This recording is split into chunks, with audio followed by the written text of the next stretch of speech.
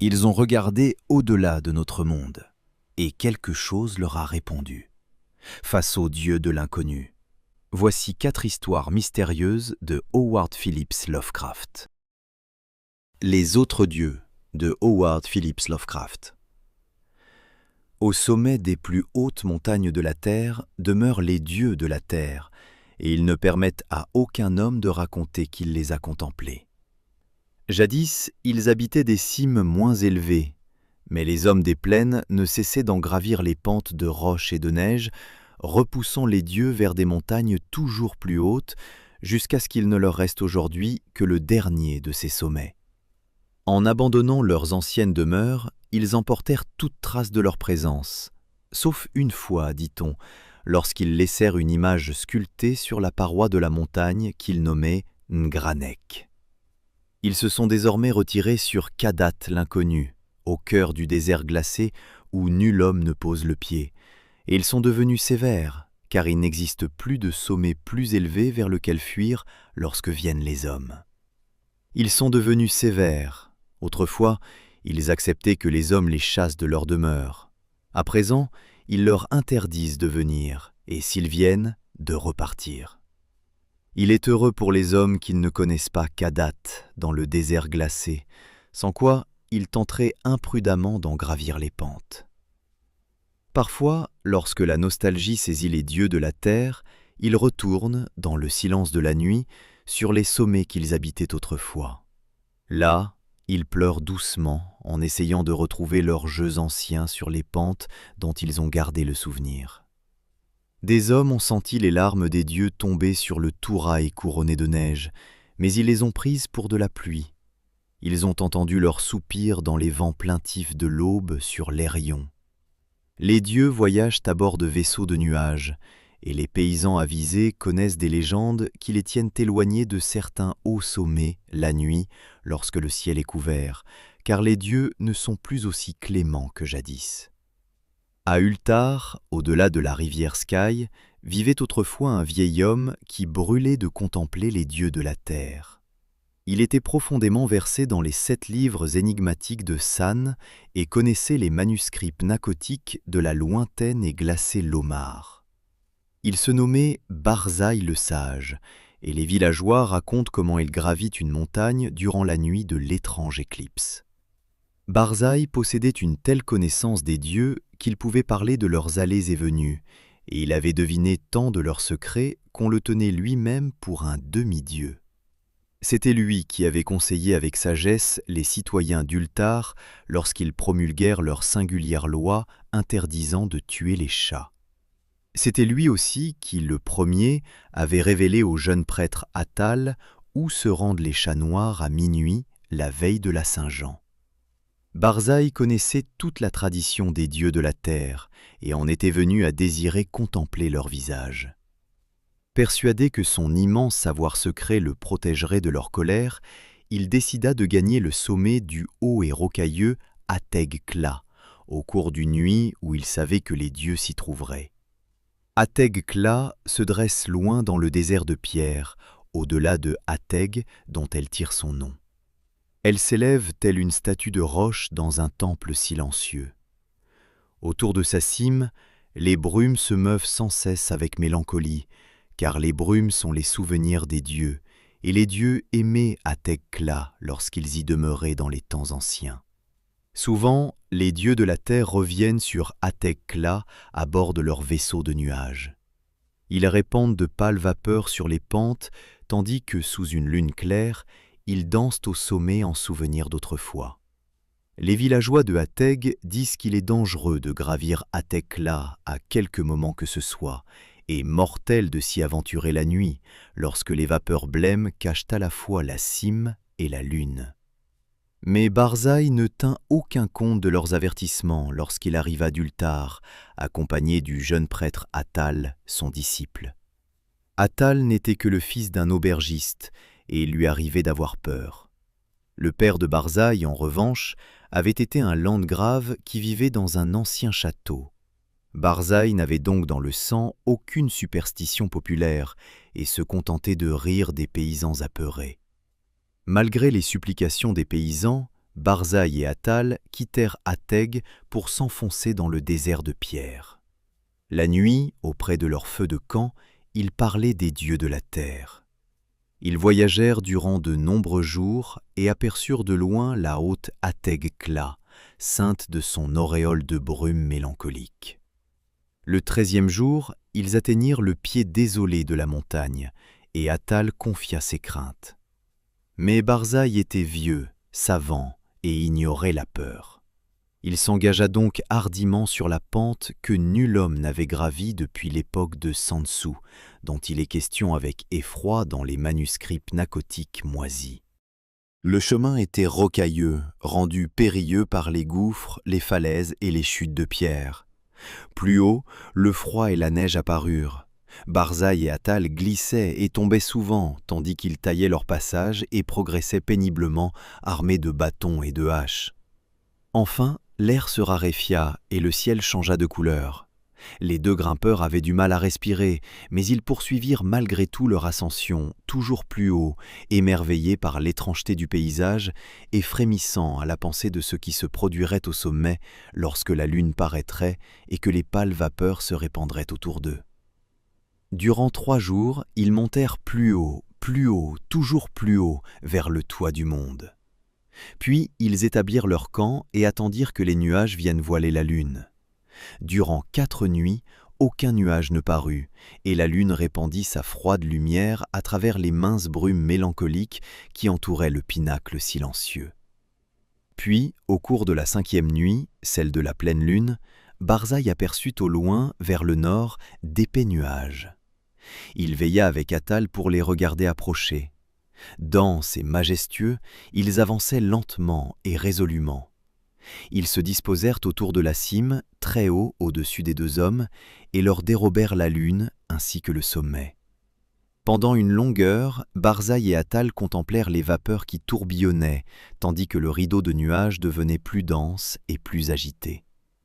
Barzaï connaissait la tradition des dieux de la terre et prêtait intensément l'oreille, à l'affût de certains sons. Mais Attal sentait le froid des vapeurs et la majesté terrifiante de la nuit, et il était envahi par la peur. Lorsque Barzaï reprit son ascension en lui faisant des signes pressants, Attal tarda longtemps avant de se résoudre à le suivre. Les vapeurs étaient si épaisses que la progression devenait difficile. Quand Attal se mit enfin en route, il distinguait à peine la silhouette grise de Barzaï sur la pente obscure, au-dessus de lui, dans la lueur trouble de la lune voilée. Barzaï prit une avance considérable et, malgré son âge, semblait grimper plus aisément qu'Attal. Il ne redoutait pas la pente, devenue trop abrupte pour tout autre qu'un homme robuste et intrépide, et ne s'arrêtait pas devant les larges gouffres noirs qu'Attal parvenait tout juste à franchir d'un bond.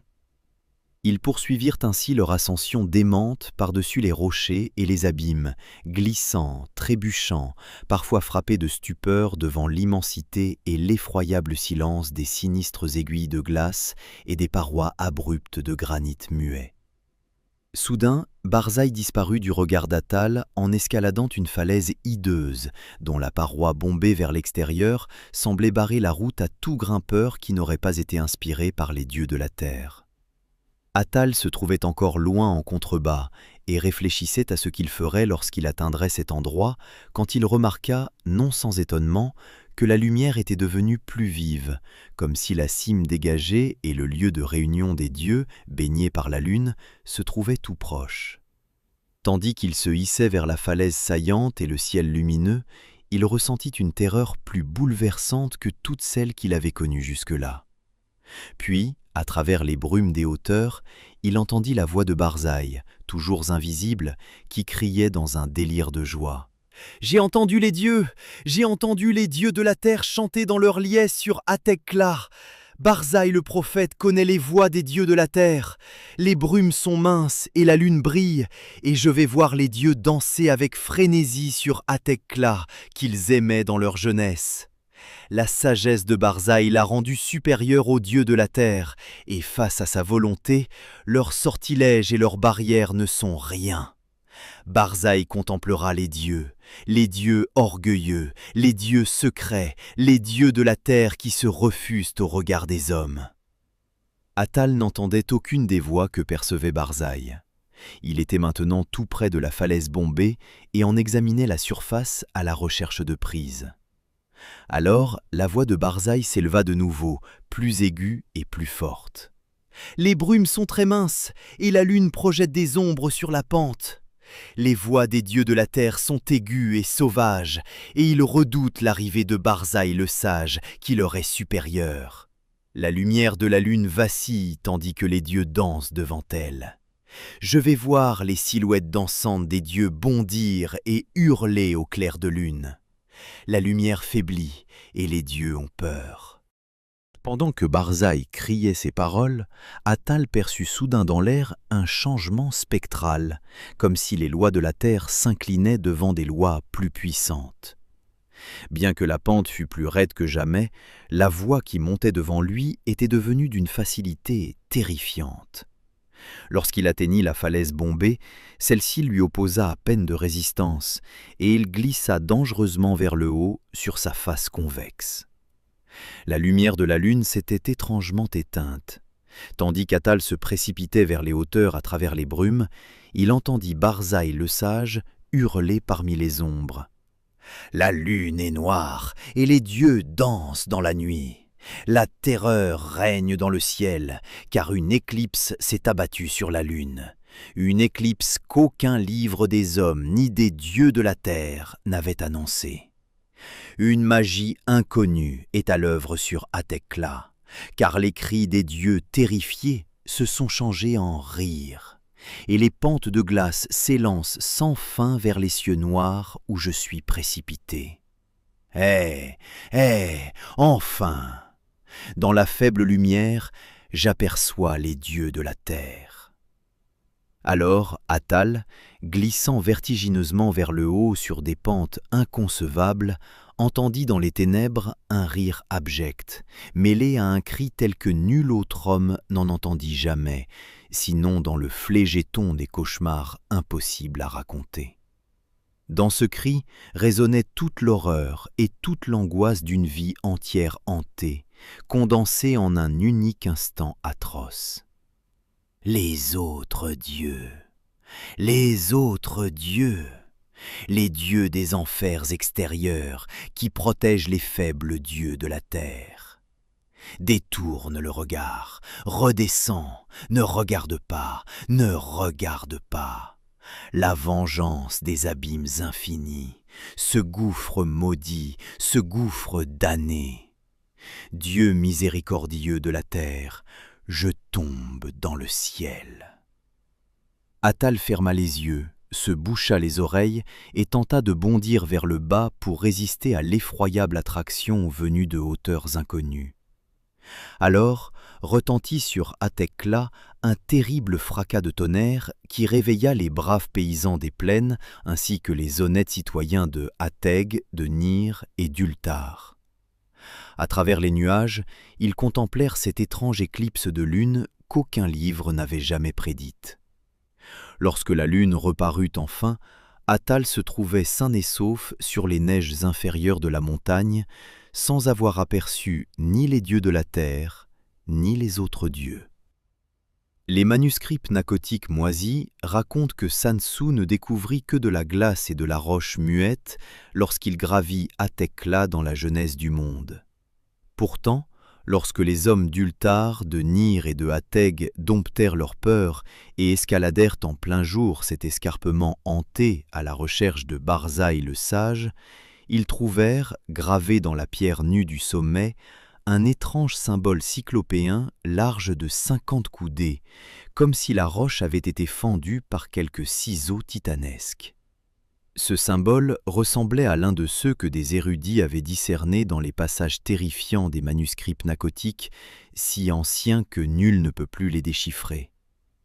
Voilà ce qu'ils trouvèrent. Jamais ils ne retrouvèrent Barzaï le sage, et jamais on ne put persuader le saint prêtre Atal de prier pour le repos de son âme. Aujourd'hui encore, les habitants d'Ultar, de Nir et de Ateg redoutent les éclipses et prient la nuit lorsque de pâles vapeurs cachent le sommet de la montagne et la lune. Et au-dessus des brumes de Hatekla, les dieux de la terre dansent parfois en souvenir d'autrefois. Ils savent qu'ils ne risquent rien et aiment venir de Kadat l'inconnu à bord de leurs vaisseaux de nuages pour retrouver leurs jeux anciens, comme au temps où la terre était jeune et où les hommes n'avaient pas encore pris l'habitude d'escalader les lieux inaccessibles. Je suis d'ailleurs de Howard Phillips Lovecraft. Malheureux celui dont les souvenirs d'enfance ne font renaître que la peur et la tristesse. Misérable celui qui se rappelle les heures solitaires passées dans de vastes chambres lugubres aux tentures brunes, devant d'affolantes rangées de livres anciens, où les veilles pleines d'effroi, au crépuscule, sous des arbres grotesques et gigantesques, étouffés de lianes, dont les branches tordues ondulent en silence à des hauteurs vertigineuses. Tel fut le sort que les dieux m'accordèrent, à moi, l'hébété, le déçu, le dénué, le brisé. Et pourtant, je connais un étrange apaisement, et je me cramponne désespérément à ces souvenirs desséchés lorsque mon esprit menace, l'espace d'un instant, de se porter au-delà, vers l'autre. J'ignore où je suis né. Je sais seulement que le château était infiniment ancien et infiniment horrible, rempli de passages obscurs et de salles au plafond si haut que le regard n'y distinguait que des toiles d'araignées et des ombres. Dans les couloirs croulants, les pierres semblaient toujours affreusement humides, et partout régnait une odeur maudite, pareille à celle de cadavres entassés au fil des générations. Il n'y avait jamais de lumière, aussi m'arrivait-il d'allumer des bougies et de les contempler fixement pour trouver quelque réconfort. Au dehors, le soleil lui-même demeurait invisible, car les arbres terribles dépassaient la plus haute tour encore accessible. Une tour noire s'élevait bien au-dessus de leur cime, jusque dans le ciel extérieur inconnu, mais elle était en partie ruinée, et l'on ne pouvait y monter qu'au prix d'une escalade presque impossible, pierre après pierre, le long de sa muraille à pic. J'ai dû vivre des années en ce lieu, mais je suis incapable d'en mesurer la durée.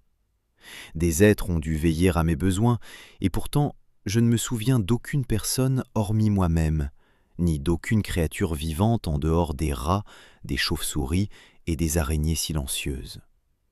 Je pense que l'être qui prit soin de moi devait être d'un âge effroyable, car la première image que je me formais d'une personne vivante fut celle de quelque chose qui me ressemblait par dérision, mais qui était déformé, ratatiné et rongé par le temps, comme le château lui-même.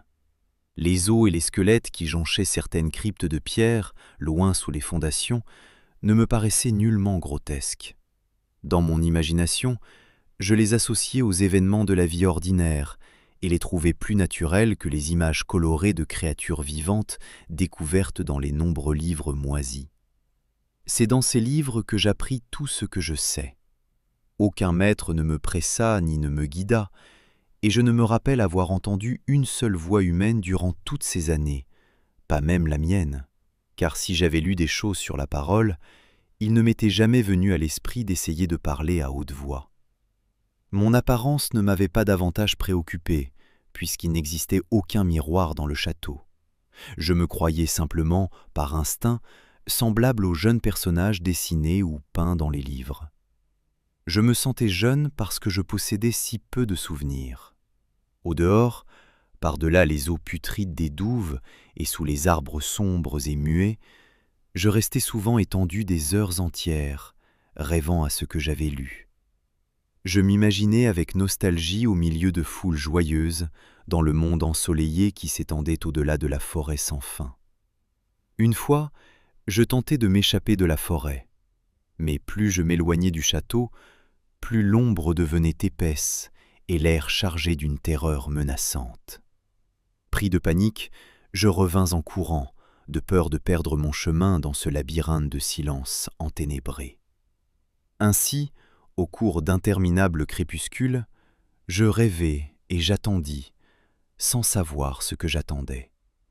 Puis, dans cette solitude noyée d'ombre, mon désir de lumière devint si frénétique que je ne pus trouver davantage de repos.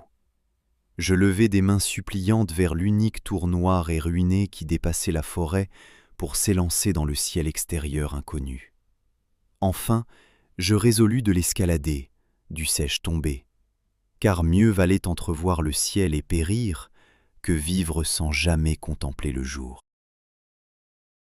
Dans le crépuscule humide, je gravis les vieilles marches de pierre, usées par les âges, jusqu'à l'endroit où elles s'interrompaient. À partir de là, je dus m'agripper dangereusement à d'étroits appuis qui se succédaient vers le haut. Effroyable et sinistre était ce cylindre de roches morts, privé d'escalier, noir, ruiné, désert, rendu plus inquiétant encore par les chauves-souris surprises dont les ailes ne produisaient aucun bruit. Mais la lenteur de mon ascension était plus effroyable encore, car j'avais beau grimper, les ténèbres qui me surplombaient ne s'éclaircissaient pas, tandis qu'un froid nouveau m'assaillait, imprégné d'une moisissure antique et hantée. Je frissonnais, ne comprenant pas pourquoi je n'atteignais toujours pas la lumière, et j'aurais regardé en bas si j'avais osé.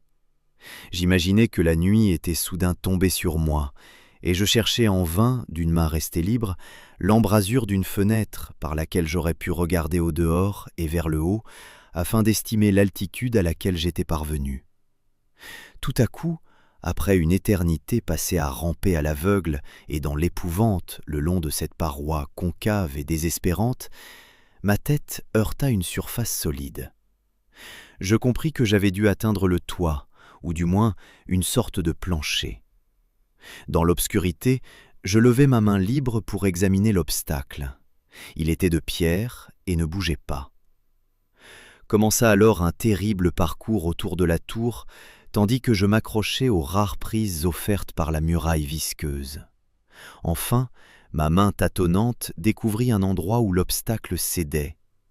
Je repris mon mouvement vers le haut et poussai la dalle, ou la porte, avec ma tête, car mes deux mains étaient occupées par cette ascension terrifiante. Aucune lumière n'apparut au-dessus de moi. Lorsque mes mains montèrent plus haut, je compris que mon escalade était, pour l'heure, achevée. La dalle était la trappe d'une ouverture débouchant sur une surface de pierre horizontale, plus large que la tour inférieure. Il s'agissait sans doute du sol d'une vaste salle d'observation bâtie à une hauteur prodigieuse. Je me hissai prudemment par l'ouverture et tentai d'empêcher la lourde dalle de retomber, mais je n'y parvins pas. Étendu, épuisé sur le sol de pierre, j'entendis les échos inquiétants de sa chute, tout en espérant pouvoir la soulever de nouveau lorsque le besoin s'en ferait sentir. Persuadé de me trouver désormais à une altitude vertigineuse, bien au-dessus des branches maudites de la forêt, je me relevai péniblement et cherchai des fenêtres à tâtons, afin de contempler pour la première fois le ciel, la lune et les étoiles dont j'avais lu la description. Mais de tous côtés, je fus déçu. Je ne découvris que d'immenses rayonnages de marbre portant d'odieuses caisses oblongues dont les dimensions éveillaient le malaise. Je réfléchis de plus en plus, me demandant quels secrets immémoriaux pouvaient demeurer dans cette salle élevée, séparée depuis tant d'éons du château situé en contrebas. Puis mes mains rencontrèrent soudain une ouverture où se dressait une porte de pierre, rugueuse sous d'étranges sculptures. Je tentai de l'ouvrir et la trouvai verrouillée. Mais dans un ultime déploiement de force, je triomphai de tous les obstacles et la tirai vers l'intérieur. À cet instant, je connus l'extase la plus pure de toute mon existence. Derrière une grille de fer ouvragée, au bout d'un court passage de pierre dont les marches montaient depuis la porte nouvellement découverte, brillait paisiblement la pleine lune radieuse que je n'avais encore jamais vue que dans mes rêves et dans de vagues visions que je n'osais appeler des souvenirs. Convaincu d'avoir atteint le sommet même du château, je me précipitai vers les quelques marches situées au-delà de la porte. Mais un nuage voila brusquement la lune, me faisant trébucher, et je poursuivis plus lentement dans l'obscurité, en tâtonnant. Il faisait encore très sombre lorsque j'atteignis la grille. Je l'examinai avec précaution et constatai qu'elle n'était pas verrouillée.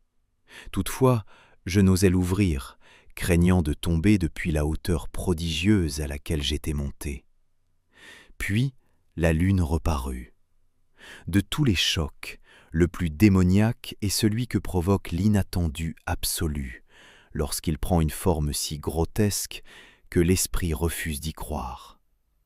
Rien de ce que j'avais enduré auparavant ne pouvait égaler la terreur de ce que je vis alors, ni les prodiges insensés que cette vision impliquait. Le spectacle lui-même était aussi simple que stupéfiant. Au lieu de la vue vertigineuse d'une mer de cimes observée depuis une haute tour, je découvris, à travers la grille et au même niveau que moi, rien de moins que la terre ferme. Elle était ornée et parsemée de dalles et de colonnes de marbre, tandis que la silhouette d'une ancienne église de pierre la dominait. Sa flèche ruinée luisait comme un spectre au clair de lune. À demi inconscient, j'ouvris la grille et chancelai sur un chemin de gravier blanc qui partait dans 2 directions. Mon esprit, bien qu'assommé et livré au chaos, conservait son désir frénétique de lumière, et même le prodige fantastique qui venait de se produire ne pouvait interrompre ma marche. Je ne savais, ni ne me souciais de savoir, si cette aventure relevait de la folie, du rêve ou de la magie.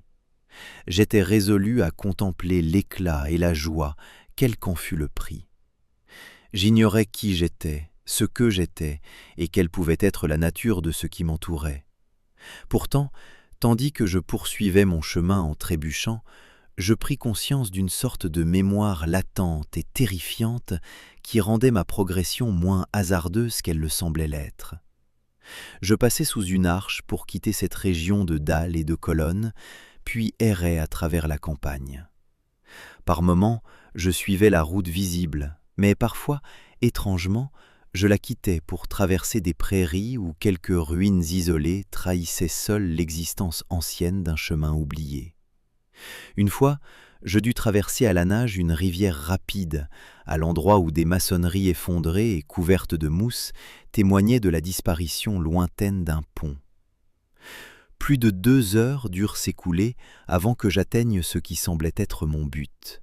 Un vénérable château couvert de lierre au milieu d'un parc aux arbres épais. Il m'était familier jusqu'à la folie, tout en m'apparaissant rempli d'une étrangeté déconcertante. Je vis que les douves avaient été comblées et que certaines tours que je connaissais bien avaient été démolies, tandis que de nouvelles ailes déroutaient le regard. Mais ce que j'observais avec le plus d'intérêt et de ravissement, ce furent les fenêtres ouvertes, magnifiquement embrasées de lumière, d'où s'échappaient les sons de la plus joyeuse des fêtes. M'approchant de l'une d'elles, je regardai à l'intérieur et découvris une assemblée vêtue d'une manière qui me parut fort étrange. Tous se divertissaient et échangeaient entre eux des paroles animées. Il me semblait n'avoir encore jamais entendu la voix humaine, et je ne pouvais que deviner vaguement ce qui se disait. Certains visages portaient des expressions qui éveillaient en moi des souvenirs incroyablement lointains. D'autres m'étaient entièrement étrangers. Je franchis alors la fenêtre basse pour entrer dans la pièce brillamment éclairée. Ce faisant, je passais de mon unique et lumineux instant d'espoir à la plus noire convulsion de désespoir et de prise de conscience. Le cauchemar ne tarda pas à surgir, car dès mon entrée se produisit l'une des manifestations de terreur les plus effroyables que j'eusse jamais imaginées. J'avais à peine franchi le rebord de la fenêtre qu'une peur soudaine, imprévisible et d'une intensité monstrueuse s'abattit sur toute l'assemblée. Elle déforma chaque visage et arracha des hurlements abominables à presque toutes les gorges. Tous cherchèrent à fuir.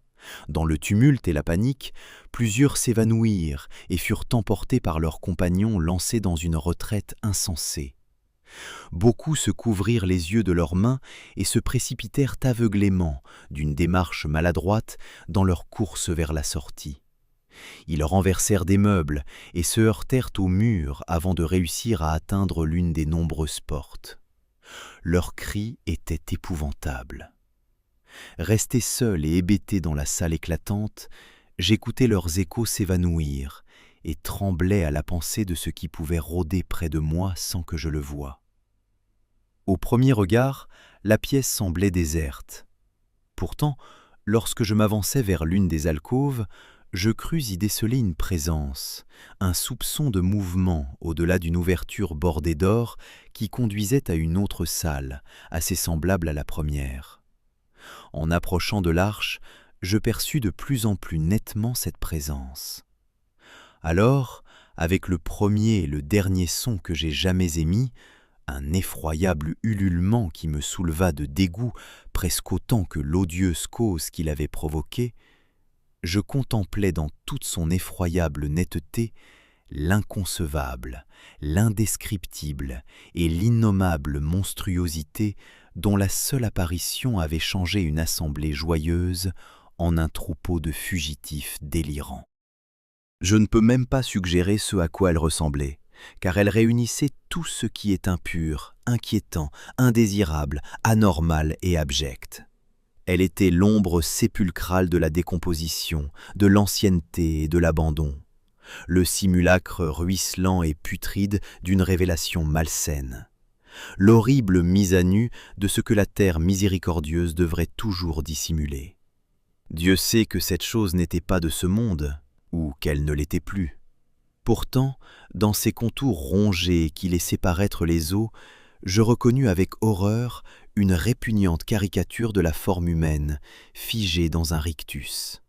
Ses vêtements moisis, qui tombaient en lambeaux, possédaient une qualité indicible qui me glaça plus encore. J'étais presque paralysé, mais pas au point de ne pouvoir tenter une faible retraite. Je trébuchai en arrière, sans parvenir à rompre le sortilège par lequel le monstre sans nom et sans voix me retenait.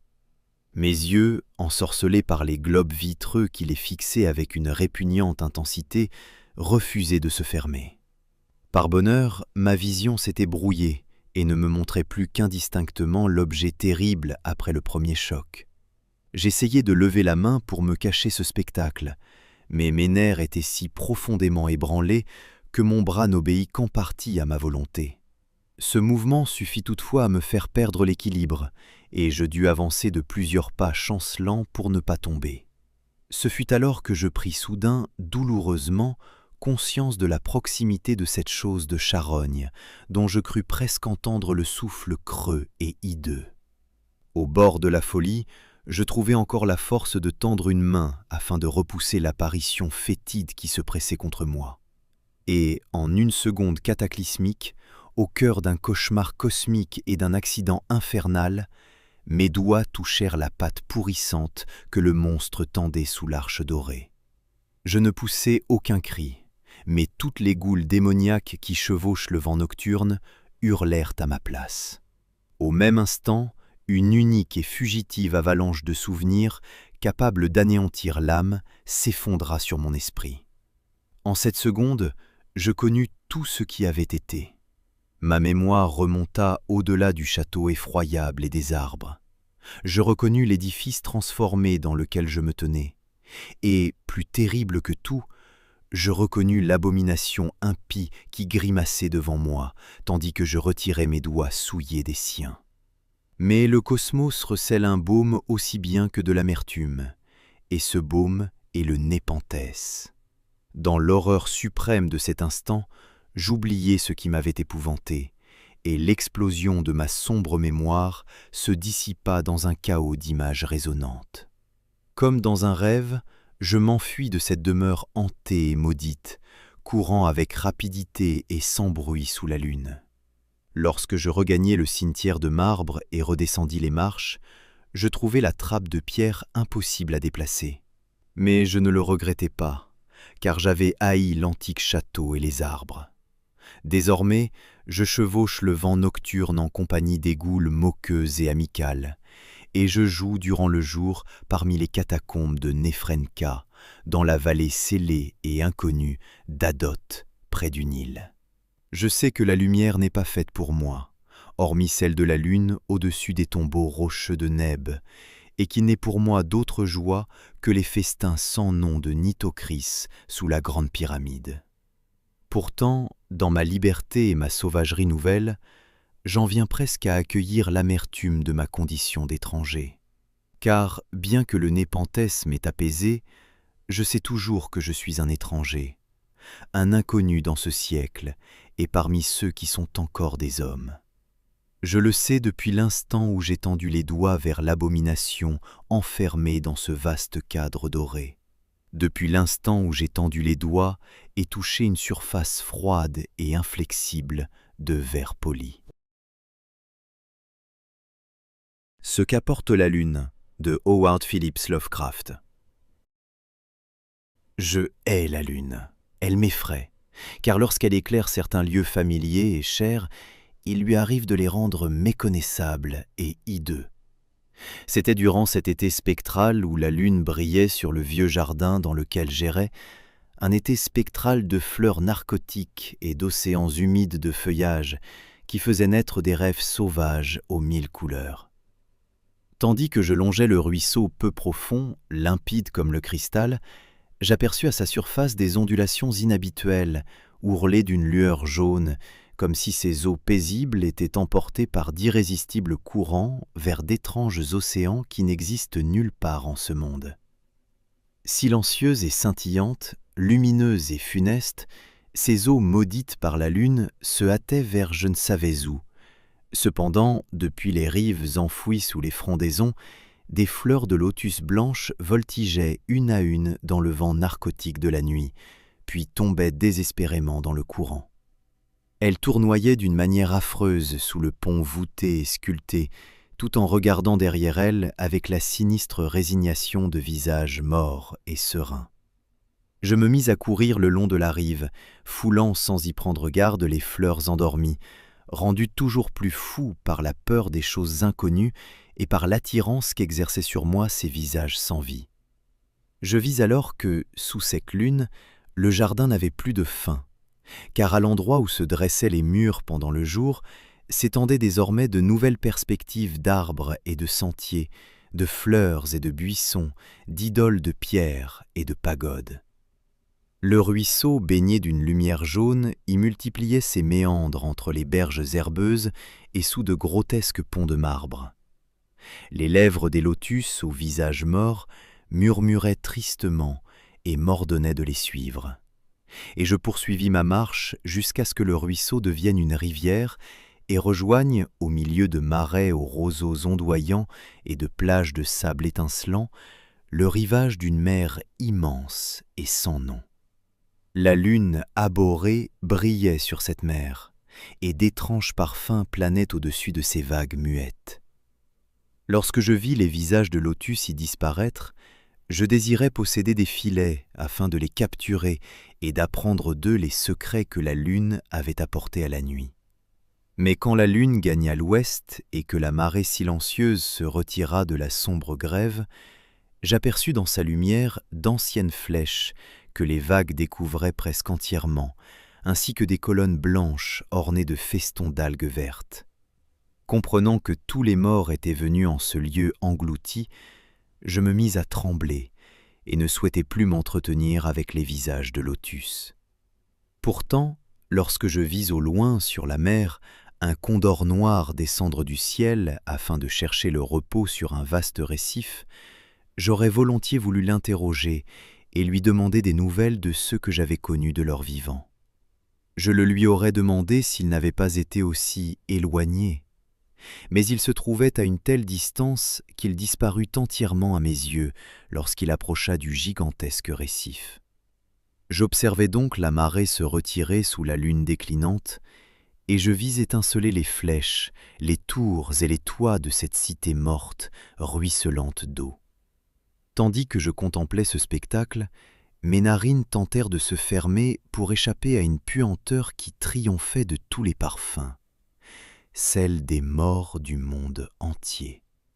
Car, en vérité, dans ce lieu introuvable et oublié, toute la chair des cimetières s'était rassemblée afin que des vers marins boursouflés puissent la ronger et s'en repaître jusqu'à satiété. Au-dessus de ces horreurs, la lune malfaisante pendait désormais très bas. Mais les vers gonflés de la mer n'ont nul besoin de lune pour se nourrir. Et tandis que j'observais les remous qui révélaient leur contorsion sous la surface, je sentis venir un nouveau frisson depuis les lointains vers lesquels le condor s'était envolé, comme si ma chair avait perçu l'horreur avant que mes yeux ne la découvrent. Et ce n'était pas sans raison que ma chair avait tremblé, car lorsque je relevai les yeux, je vis que les eaux s'étaient retirées très loin, révélant une grande partie de l'immense récif dont j'avais déjà aperçu le bord. Je compris alors que ce récif n'était autre que la couronne de basalte noir d'une effroyable idole, dont le front monstrueux brillait à présent dans la faible clarté lunaire, tandis que ses sabots infâmes devaient racler la vase infernale à des milles sous la surface. Je hurlais encore et encore, de peur que le visage dissimulé ne surgisse au-dessus des eaux et que les yeux cachés ne se posent sur moi après le retrait furtif de cette lune jaune, grimaçante et perfide. Pour échapper à cette chose implacable, je plongeais avec joie et sans la moindre hésitation dans les eaux peu profondes et pestilentielles, où, parmi les murs couverts d'algues et les rues englouties, de gras vers marins se repaissent des morts du monde entier. L'arbre de Howard Phillips Lovecraft. Sur une pente verdoyante du mont Ménalus, en Arcadie, s'étend une oliveraie autour des ruines d'une villa. Tout près se trouve un tombeau, jadis embelli par les plus sublimes sculptures, mais aujourd'hui aussi délabré que la demeure. À l'une de ses extrémités pousse un olivier d'une taille anormalement imposante, dont les étranges racines décèlent les blocs de marbre pentélique tachés par le temps. Sa forme est si singulièrement repoussante, elle ressemble tant à quelque homme grotesque ou au corps d'un homme déformé par la mort, que les paysans des environs redoutent de passer près de lui la nuit, lorsque la lune filtre faiblement à travers ses branches tortueuses. Le mont Ménalus est l'un des repères de prédilection du redoutable Pan, dont les inquiétants compagnons sont nombreux, et les bergers naïfs croient que cet arbre doit avoir quelque hideuse parenté avec ces étranges panisques. Mais un vieux gardien de ruche qui habite une chaumière voisine m'a raconté une autre histoire. Bien des années auparavant, lorsque la villa du flanc de la montagne était encore neuve et resplendissante, deux sculpteurs, Calos et Muside, y vivaient ensemble. De Lydie jusqu'à Néapolis, on célébrait la beauté de leurs œuvres, et nul n'aurait osé prétendre que l'un surpassait l'autre par son talent. L'Hermès de Calos se dressait dans un sanctuaire de marbre à Corinthe, tandis que la Pallas de Muside couronnait une colonne à Athènes, près du Parthénon. Tous rendaient hommage à Calos et à Muside, et s'émerveillaient qu'aucune ombre de jalousie artistique ne vint refroidir la chaleur de leur amitié fraternelle. Pourtant, si Calos et Muside vivaient dans une harmonie parfaite, leur tempérament ne se ressemblait guère. Tandis que Muside se livrait chaque nuit au plaisir de la ville de Thégée, Calos demeurait chez lui et, se dérobant au regard de ses esclaves, gagnait les fraîches retraites de l'oliveraie. Là, il méditait sur les visions qui peuplaient son esprit et concevait les formes de beauté qui, plus tard, deviendraient immortelles dans un marbre presque vivant. Les désœuvrés prétendaient même que Calos conversait avec les esprits du bois et que ces statues n'étaient que les images des faunes et des dryades qu'il y rencontrait, car aucun modèle vivant ne guidait son travail. La renommée de Calos et de Muside était telle que nul ne s'étonna lorsque le tyran de Syracuse leur envoya des représentants afin de leur parler d'une somptueuse statue de Tyché qu'il projetait d'élever dans sa cité. L'œuvre devait être gigantesque et d'une exécution prodigieuse, car elle était destinée à devenir une merveille parmi les nations et un but de voyage pour les hommes venus de loin. Une gloire inimaginable attendrait celui dont la création serait choisie, et Calos comme Muside furent invités à concourir pour cet honneur. Leur affection fraternelle était célèbre, et le rusé tyran supposa que, loin de dissimuler son travail à l'autre, chacun lui offrirait aide et conseil. De cette générosité naîtraient ainsi deux images d'une beauté inouïe, dont la plus admirable surpasserait jusqu'aux rêves des poètes. Les deux sculpteurs accueillirent avec joie la proposition du tyran, si bien que, durant les jours qui suivirent, leurs esclaves entendirent sans relâche le choc des ciseaux sur la pierre. Calos et Muside ne se dissimulaient pas leurs œuvres, mais eux seuls les contemplaient. Hormis les leurs, aucun regard ne se posa sur les deux figures divines que leurs coups habiles libéraient peu à peu des blocs grossiers où elles semblaient emprisonnées depuis la naissance du monde. La nuit, comme autrefois, Muside gagnait les salles de banquet de Thégée, tandis que Calos errait seul dans l'oliveraie. Mais à mesure que le temps passait, on remarqua que Muside avait perdu sa gaieté naguère étincelante. Il était étrange, disaient les gens entre eux, qu'un homme ayant une si grande chance de remporter la plus haute récompense de son art fût ainsi accablé de mélancolie. Les mois s'écoulèrent, mais rien sur le visage morose de Muside ne trahissait la vive impatience qu'une telle situation aurait dû faire naître. Puis, un jour, Muside annonça que Calos était malade. Dès lors, nul ne s'étonna plus de sa tristesse, car chacun savait combien l'attachement des deux sculpteurs était profond et sacré. Beaucoup vinrent ensuite rendre visite à Calos et remarquèrent effectivement la pâleur de son visage. Pourtant, une heureuse sérénité émanait de lui, donnant à son regard un pouvoir plus envoûtant encore que celui de Muside. Ce dernier, manifestement égaré par l'inquiétude, écartait tous les esclaves afin de nourrir lui-même son ami et de le servir de ses propres mains. Derrière de lourds rideaux demeuraient cachées les deux statues inachevées de Tyché, auxquelles le malade et son fidèle compagnon n'avaient guère touché depuis quelque temps. Calos s'affaiblissait inexplicablement de jour en jour, sans que les soins de médecins perplexes ou le dévouement infatigable de son ami pussent enrayer son mal. Il demandait souvent qu'on le transportât dans l'oliveraie qu'il aimait tant. Là, il souhaitait qu'on le laissât seul, comme s'il désirait s'entretenir avec des êtres invisibles. Muside accédait toujours à ces demandes, bien que ses yeux se remplissent de larmes à la pensée que Calos pût préférer la compagnie des faunes et des dryades à la sienne. Enfin, la mort approcha, et Calos se mit à parler des choses qui attendent les hommes au-delà de cette vie. En pleurant, Muside lui promit un sépulcre plus beau encore que le tombeau de Mosol, mais Calos lui demanda de ne plus évoquer les splendeurs du marbre. Un seul désir hantait désormais l'esprit du mourant, que des rameaux provenant de certains oliviers du bois fussent enterrés près de sa tombe, tout contre sa tête. Et, par une nuit obscure, alors qu'il était assis seul au milieu de l'oliveraie, Calos mourut. Le sépulcre de marbre que Muside, brisé par le chagrin, sculpta pour son ami bien-aimé, était d'une beauté au-delà des mots. Seul Calos lui-même aurait pu ciseler de tels bas-reliefs où se déployaient toutes les splendeurs de l'Élysée. Muside n'oublia pas non plus d'enterrer près de la tête de Calos les rameaux d'olivier prélevés dans le bois. Lorsque les premières violences de son deuil cédèrent peu à peu à la résignation, Muside reprit avec assiduité son travail sur la statue de Tyché. Tous les honneurs lui revenaient désormais, car le tyran de Syracuse n'accepterait l'œuvre de personne d'autre que Muside ou Calos. Son labeur offrit un exutoire à sa douleur, et il travailla chaque jour avec une régularité croissante, se détournant des plaisirs qu'il avait autrefois tant appréciés.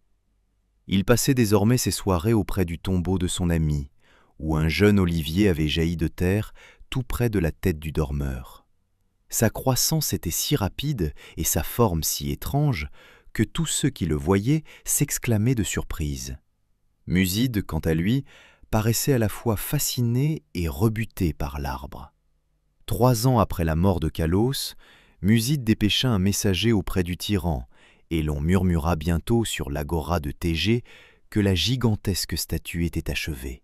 À cette époque, l'arbre voisin du tombeau avait atteint des proportions stupéfiantes, dépassant tous les autres oliviers et projetant une branche d'une lourdeur singulière au-dessus de la pièce où travaillait Muside. Les visiteurs venaient presque aussi nombreux pour observer cet arbre prodigieux que pour admirer l'art du sculpteur, de sorte que Muside se retrouvait rarement seul. Mais cette foule ne le gênait pas. À vrai dire, depuis que l'œuvre qui l'avait accaparé était achevée, il semblait redouter la solitude. Le vent glacial de la montagne, lorsqu'il soupirait à travers l'oliveraie et les branches de l'arbre du tombeau, avait une manière inquiétante de former des sons qui ressemblaient vaguement à des paroles. Le ciel était sombre le soir où les émissaires du tyran arrivèrent à Thégée. Chacun savait avec certitude qu'il venait emporter la grande statue de Tyché et offrir à Muside une gloire éternelle. Les proxènes leur réservèrent donc un accueil des plus chaleureux. À mesure que la nuit avançait, une violente tempête se déchaîna sur les crêtes du Ménalus, et les hommes venus de la lointaine Syracuse se réjouirent de reposer bien à l'abri dans la ville. Ils parlèrent de leur illustre tyran, de la magnificence de sa capitale, et se félicitèrent de la splendeur de la statue que Muside avait créée pour lui. Puis les habitants de Thégée évoquèrent la bonté du sculpteur et l'immense chagrin que lui avait causé la mort de son ami. Ils racontèrent que même les lauriers artistiques qui l'attendaient ne pourraient le consoler de l'absence de Calos, lequel aurait pu à sa place porter ces mêmes lauriers. Ils parlèrent également de l'arbre qui poussait près du tombeau, tout contre la tête de Calos. Le vent se mit à hurler plus affreusement encore, et le Syracusain comme Arcadien adressèrent leurs prières à Aiolos. Au matin, sous la lumière du soleil, les proxènes conduisirent les messagers du tyran sur la pente menant à la demeure du sculpteur. Mais le vent nocturne avait accompli d'étranges ravages. Les cris des esclaves montaient d'un spectacle de désolation, et les colonnades étincelantes de la vaste demeure où Muside avait rêvé et travaillé ne se dressaient plus au milieu de l'oliveraie. Dans leur solitude, encore ébranlées, les modestes cours et les assises inférieures des murs semblaient porter le deuil, car la lourde branche en surplomb du nouvel arbre étrange s'était abattue de plein fouet sur le somptueux grand péristyle. Avec une précision singulière, elle avait réduit ce majestueux poème de marbre à un amas de ruines difformes. Étrangers et habitants de Thégée restèrent frappés de stupeur, portant tour à tour leur regard de la demeure détruite vers le grand arbre sinistre dont l'apparence semblait si étrangement humaine et dont les racines s'enfonçaient de façon si troublante dans le sépulcre sculpté de Calos. Leur effroi et leur désarroi s'accrurent encore lorsqu'ils fouillèrent la pièce effondrée, car ni le doux Muside, ni la merveilleuse statue de Tyché ne purent être retrouvés. Au milieu d'une destruction aussi stupéfiante, seul le chaos régnait, et les représentants des deux cités repartirent déçus. Les Syracusains, parce qu'ils n'avaient aucune statue à rapporter chez eux, les habitants de Thégée, parce qu'ils n'avaient plus d'artistes à couronner. Les Syracusains finirent toutefois par se procurer une très belle statue à Athènes, tandis que les habitants de Thégée se consolèrent en élevant sur l'agora un temple de marbre commémorant les dons, les vertus et la piété fraternelle de Muside. Mais l'oliveraie existe toujours, tout comme l'arbre qui sort du tombeau de Calos. Et le vieux gardien de ruche m'a raconté que certaines nuits, lorsque souffle le vent, ces branches se murmurent l'une à l'autre et répètent sans fin « Ida, Ida, je sais, je sais ».